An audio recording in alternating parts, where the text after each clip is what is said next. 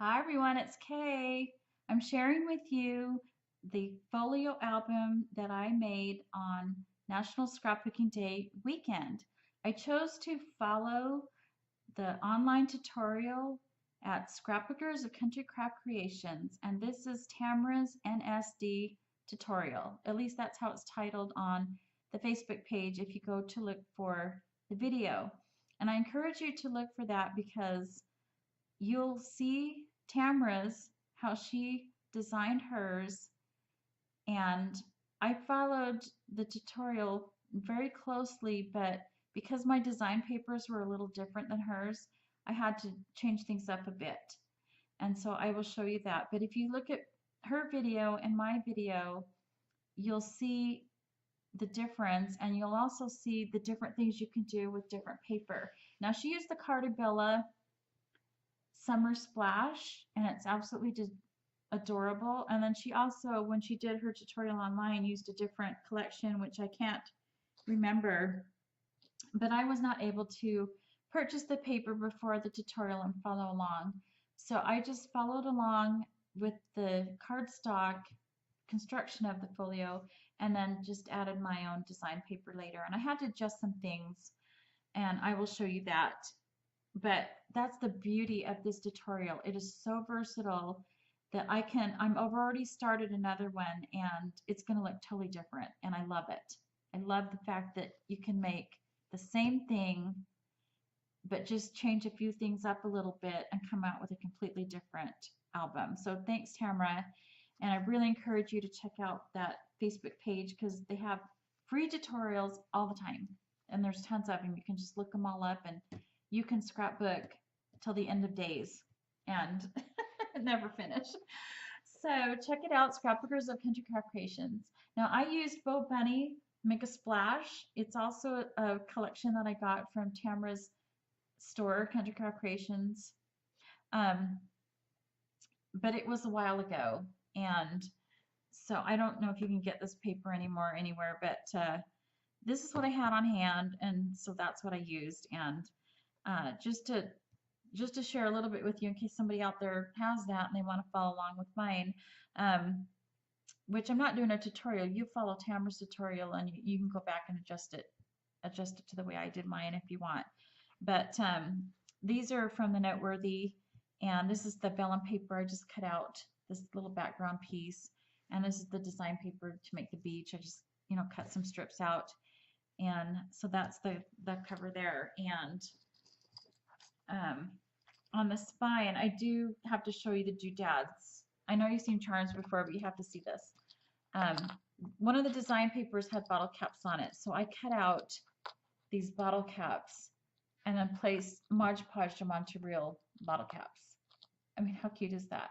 The design paper is absolutely adorable. It was my favorite paper in the collection. And you really want a ribbon closure with this because once you put pictures in, it's going to be chunky. And I like chunky books, but if you don't want yours to be bulging at all, which I like that look, but if you don't want that, just make your spine a little bigger, and it won't affect other dimensions. Like, you won't have to reconfigure other dimensions if you make your spine wider. It'll just give you more room, and it won't do anything except make your spine wider.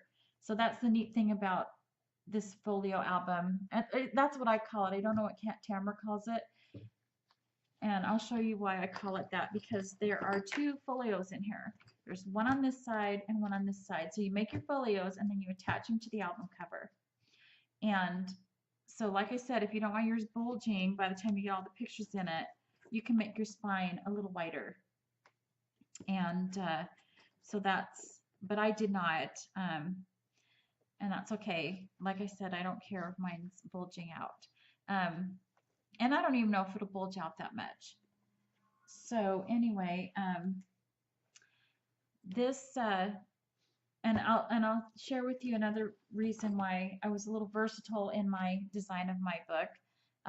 Tamara had this folio on this side and this one on this side.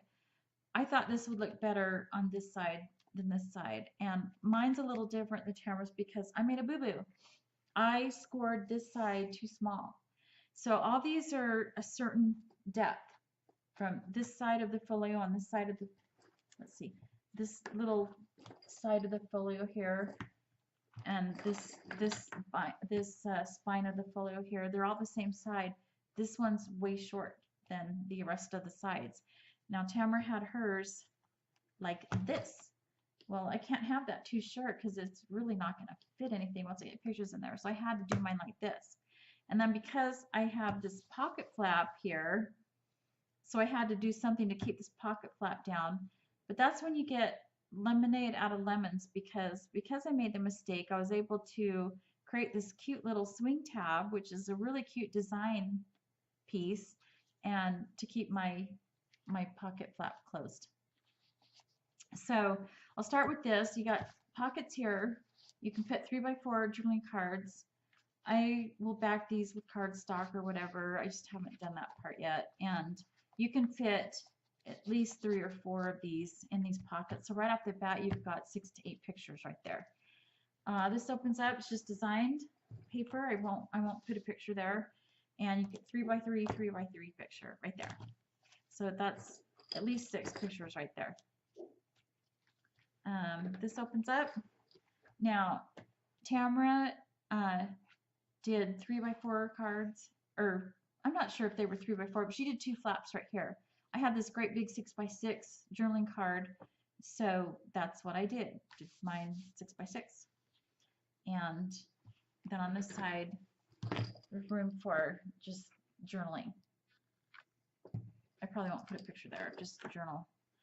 But because you got a room for a big picture here, 2 smaller pictures. And there's so many room for pictures, you don't have to cover every single flap with pictures. You have lots of room to just have fun and have your cute designs showing. So that's what I did. This is just design only.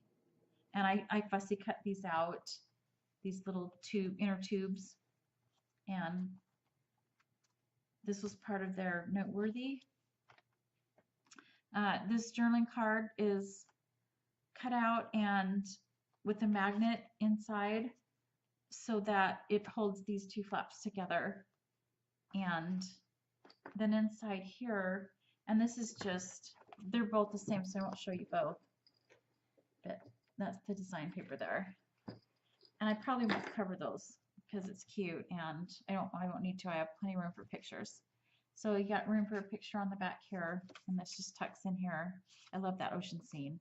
And this is from the noteworthy, these 2 sea fish, whatever.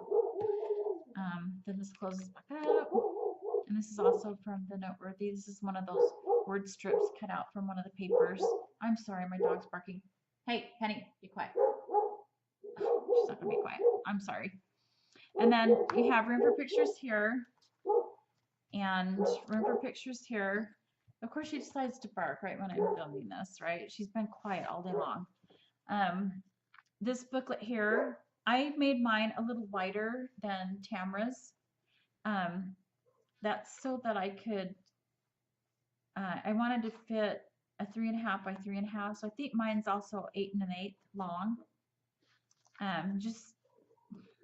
Don't try to figure it out now. When you watch if you watch your tutorial and you want to go back and change it, you can look at mine and say what measurements I had. But I just wanted to make mine a little bit wider than hers, but hers totally works too for any size of picture. I just wanted to make mine bigger. And this side you open up here, and you really need a ribbon closure here. I think that just holds it together very nicely.